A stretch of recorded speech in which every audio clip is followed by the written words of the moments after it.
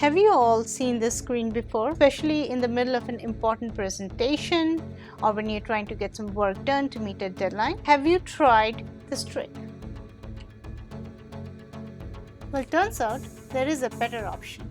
Windows 10 offers you the choice of when and how you get the latest updates to ensure that your PCs run smoothly and secure.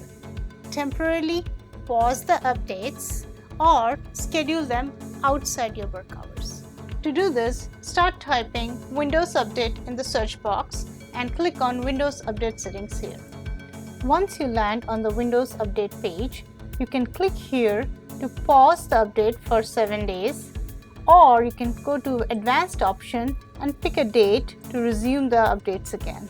You can also set up your active working hours here to make sure that your device only restarts for updates when you're not using your PC.